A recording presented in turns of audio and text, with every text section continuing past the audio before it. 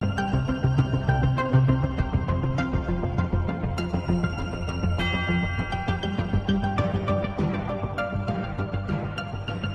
evening and a warm welcome to Rtm News. My name is Vicky Lee White and I'll be bringing you all the top stories tonight. Let's start with the South African news headlines. Manhunt launched after hijackers stab boy 5. Teachers union to respond to jobs for sale report. ANC top officials to sort out eThekwini instability. And Jordan must resign from SAFA. Let's have a look at the top story. Manhunt launched after hijackers stab boy 5. Gauteng police have launched a manhunt for 3 men who hijacked a man in Boksburg and stabbed his 5-year-old son.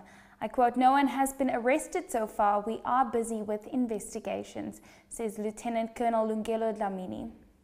The boy was in a stable condition in hospital. His father was hijacked by 3 men in Trichard Road when he stopped at a robot. I quote, "They blocked his vehicle and pointed him with a firearm. He was then pushed out of the vehicle and the suspect drove away with the vehicle while his son was inside. At a later stage, his vehicle was found abandoned and his son was found lying on the ground with the injuries. He was immediately taken to the hospital," said Dlamini. In the next story, teachers union to respond to jobs for sale report. The SA Democratic Teachers Union in KwaZulu-Natal were to respond today to a newspaper report at the weekend saying it was selling principals' posts. I quote, "The PwC of SATU will hereby answer categorically to all allegations made by the newspaper," it said in a statement. The union will address a media briefing at noon at SATU House on Durban. The City Press newspaper on Sunday that rogue SATU members had infiltrated the KZN Education Department and run a complex patronage system, bringing the department to a near collapse. This also involved education departments in Gauteng, Northwest, Eastern Cape, Mpumalanga and Limpopo. ANC top officials to sort out eThekwini instability. The ANC's top officials are expected to head to eThekwini today in a bid to try sort out the instability in the region. The region, which is the ANC's biggest, has been marred with controversy, with the party failing to convene a successful conference. On Sunday, following a 2-day National Executive Committee meeting, ANC Secretary General Gwede Mantashe announced that the party's leadership would visit the area after its visit to another troubled region, Nelson Mandela Bay. During the ANC leadership visit to Nelson Mandela Bay yesterday, the party replaced 83-year-old Mayor Benson Fila with SA Football Association boss Danny Jordan. And in the final South African story, Jordan must resign from SAFA. The economic freedom fighters want Danny Jordan to resign from the SA Football Association following his new appointment as Nelson Mandela Bay mayor. I quote, "Jordan must resign from the association since he has chosen active politics and life as an ANC politician," National spokesperson Buyiseni Ndlozi said in a statement yesterday. The African National Congress announced yesterday that it was replacing Nelson Mandela Bay Mayor 83-year-old Benson Fila with Jordan. That's all the South African news I have for you tonight. We're going to go for a quick break, but I'll be right back.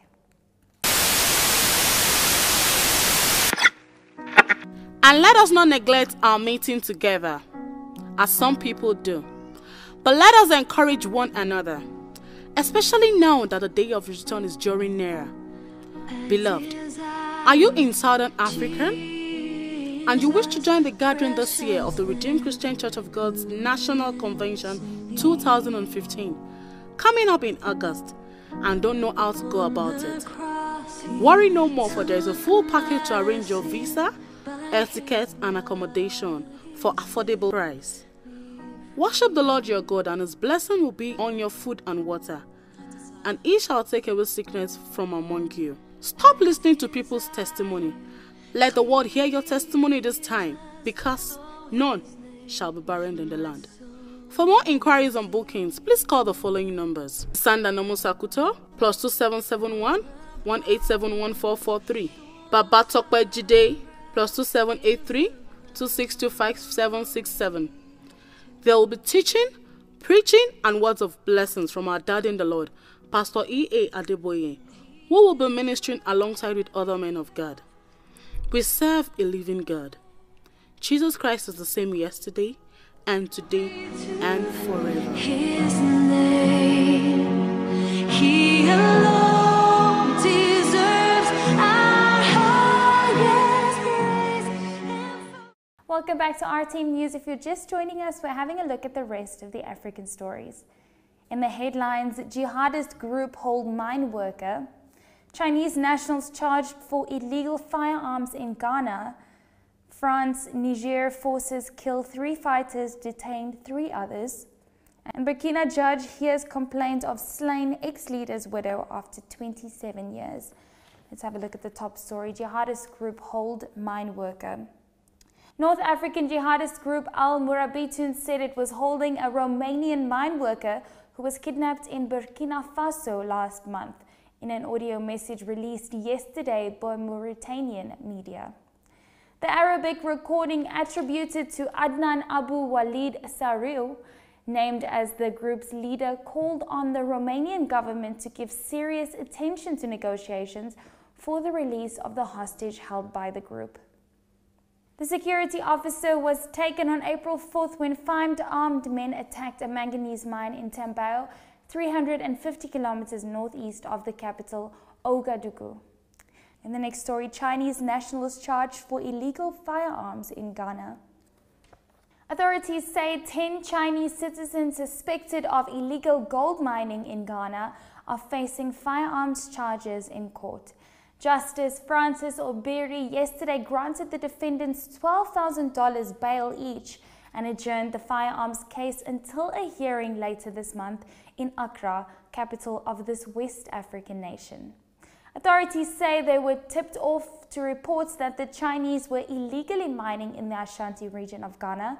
Police say a search of the premises prompted the seizure of at least 9 firearms along with ammunition. France, Niger forces kill 3 fighters, detain 3 others. The French Defense Ministry says troops from France and Niger killed 3 armed combatants and detained 3 others who tried to force their way through a checkpoint near the Libyan border. The ministry said yesterday that the clash happened in the Salvador Pass region near Manama, Niger, where the 2 countries began a joint counter-terrorism operation on May 9th. The incident took place when 2 pickup trucks sought to force their way through a checkpoint, with armed fighters on board opening fire after troops fired warning shots. The ministry said that afterward, 1.5 tons of drugs, which were unspecified, and automatic weapons were seized. And in the final story, Burkina judge hears complaint of slain ex-leader's widow after 27 years. Mariam Sankara, the widow of former Burkina Faso President Thomas Sankara, yesterday for the first time gave testimony in an inquiry looking into the assassination of her husband more than 27 years ago. Sankara spent nearly 8 hours at a military court in the capital, Ouagadougou, answering questions by a judge tasked with investigating her husband's murder in the 1987 coup that saw his former friend Blaise Compaoré take power. I quote, "It was long, but I think it was worth it," a tired-looking Sankara told reporters after the marathon session. "He went over my complaint. He had many questions."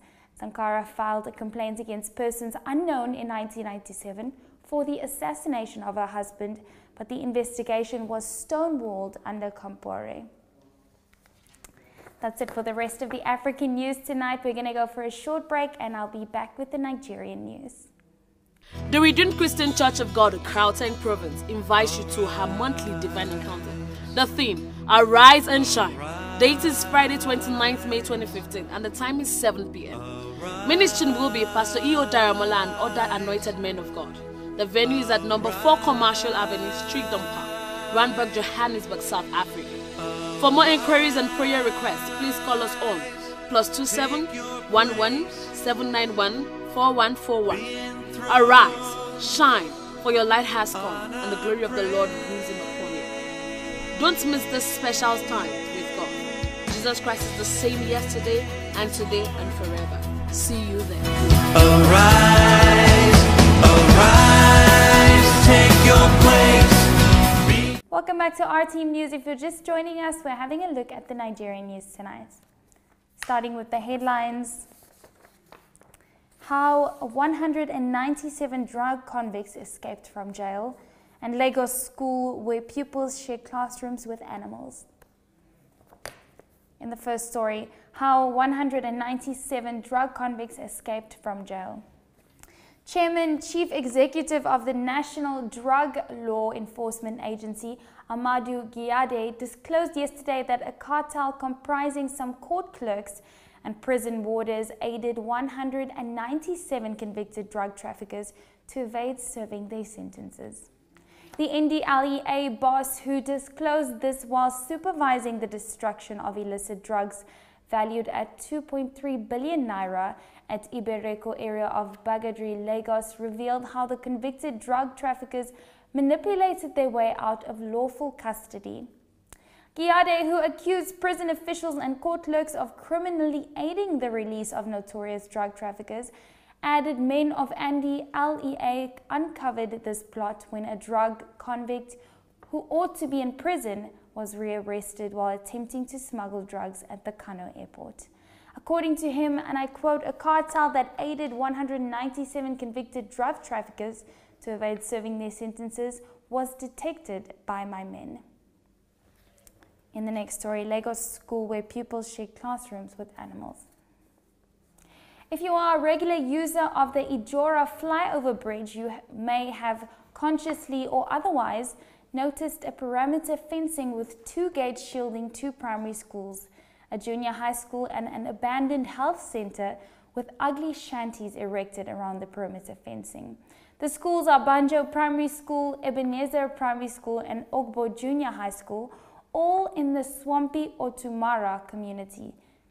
Located in an unfriendly and inhabitable environment, students of these schools are exposed to various dangers, including diseases and attacks from street urchins and animals. The school, which are near Brickfield Street, Apapa, have a minimum of 500 students each. The sorry state of these schools, particularly Banjo Primary School, however, demands urgent attention from relevant authorities. That's it for now. Let's go for another quick break and I'll be back with the international news. International Church Growth Service, Lagos in South Africa, in conjunction with Redemption Television Ministry, RTM, South Africa, presents Growth, a Healthy and Vibrant Church. Speaker, Dr. Francis Bola Akijon and Church Growth Team. Dates will be 28th to 30th May 2015 and the time 9 a.m. to 2 p.m. Registration free, 100 rands. The venue is at Commercial Avenue, Streeton Park, Randburg, Johannesburg, South Africa. For further information, please call +27 11 025 4037 or email us on peacemakers.resources@yahoo.com. But grow in grace and in the knowledge of our Lord and Savior, Jesus Christ. To him be glory both now and forever. See you there. Welcome back to Rtm News. If you're just joining us, we're having a look at the international stories. And in the headlines, Colombia landslide kills dozens. Jeb Bush stands by opposition to same-sex marriage. Afghan police jailed over Farkunda mob death. And Charlie Hebdo, a cartoonist, loose to leave magazine. Let's start with the top story. Colombia landslide kills dozens. Heavy rains in northwest Colombia caused a landslide that killed at least 52 people yesterday as mud rushed into homes and bridges, officials said. At least 37 people were injured in the landslide. I quote, people were just screaming everywhere and I ran to help, but the river was impassable and all the bridges were covered, says survivor Leon Barrio Restrepo told Colombia's RCN network, recounting how he rescued a young boy from the river just after sunrise yesterday. In the next story, Jeb Bush stands by opposition to same-sex marriage. Jeb Bush stood by his opposition to same-sex marriage in a new interview, saying he doesn't believe it's a constitutional right and that traditional marriage is central to Catholicism. I quote, "It's at the core of the Catholic faith, and to imagine how we are going to succeed in our country unless we have committed family life, a child-centered family system is hard to imagine," he said on Christian Broadcasting Network's The Brody File. And I quote, "So irrespective of the Supreme Court ruling, because they are going to decide whatever they decide, and I don't know what they're going to do, we need to be stalwart supporters of traditional marriage," he said. In the next story, Afghan police jailed over Farkunda mob death. 11 Afghan policemen have been sentenced to 1 year in prison for failing to protect a woman killed in Kabul in March. The 27-year-old woman called Farkunda was beaten to death after being accused of burning a copy of the Quran, although witnesses say she did not. Earlier this month, 4 men were sentenced to death for the killing, with 8 others handed jail terms. The incident led to widespread protest against the treatment of women. And in the final story tonight, Charlie Hebdo cartoonist Louis to leave magazine. Charlie Hebdo cartoonist Louis, who designed the magazine's cover image of Muhammad after the Paris attacks, said he is leaving the publication. Renaud Louzier told the French newspaper Libération that his job had become too much to bear following the deaths of his colleagues. 12 people were murdered when 2 Islamist gunmen burst into the Charlie Hebdo offices on the 7th of January. "Each issue is torture because the others are gone," said Louis. He joined the publication in 1992 and said his resignation was a very personal choice. He is set to leave in September. That's all the news that I have for you tonight, but don't go anywhere as we're crossing over to Adelani for the sports.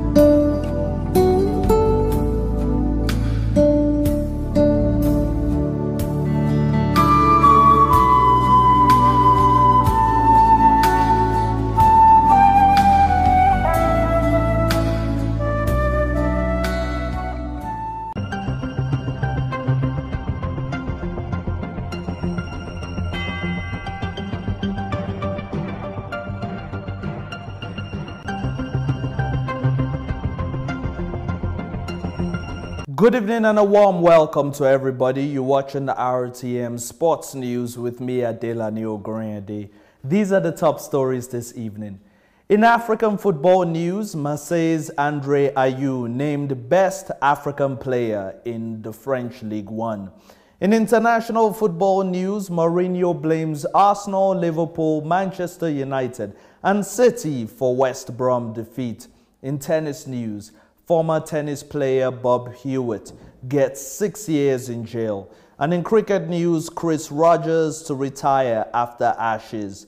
In Formula One news, McLaren can be given a winning engine by Honda, says rivals Mercedes.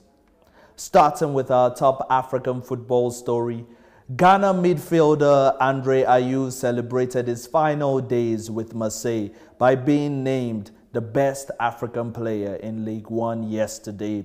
The 25-year-old's contract expires in the summer. Switching our attention to international football news, West Brom inflicted a third league defeat of the season on champions Chelsea in an eventful game at the Hawthorns. Sadio Berahino opened the scoring with a fine 20-yard strike before Chelsea's Cesc Fabregas was sent off for kicking the ball at Chris Brunt. Berahino added a second from the spot after he was brought down by John Terry within seconds of the restart. Brunt rounded off the win with an angled shot from a quick corner. Mourinho was quoted as saying after the match, Bayern Munich lost the last 3 matches in the league, and when you're champion so early, it's difficult to keep the motivation high. When you lose that salt and pepper of the competition, it's difficult to compete at the highest level. If I have to blame anybody, I blame Manchester United, Manchester City, Arsenal and Liverpool for letting us win the title so early.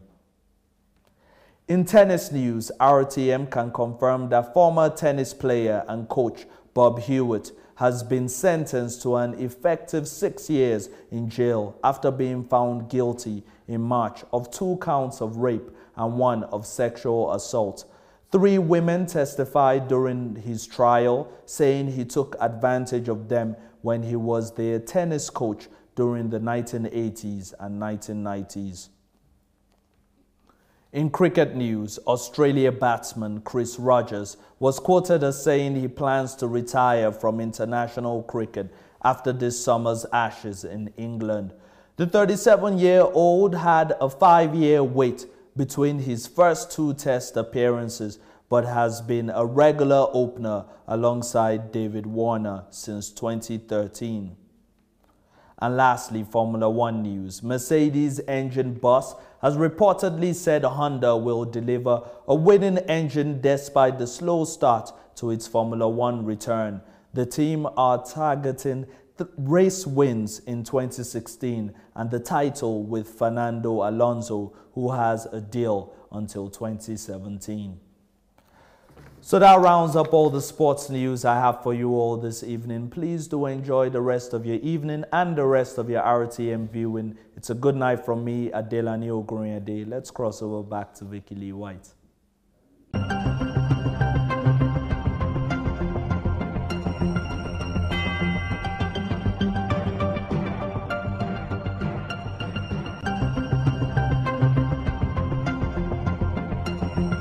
Thank you very much, Adelani, for the sports update. Let's have a look at the weather.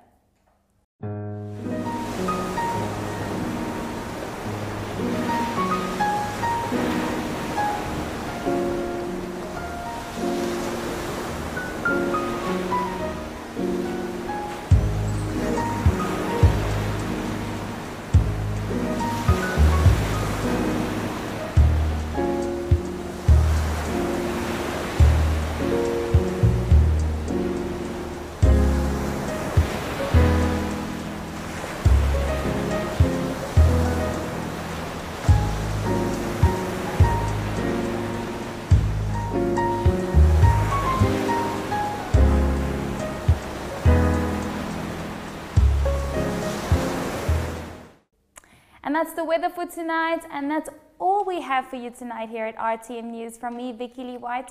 Have a lovely evening, and we'll see you again tomorrow.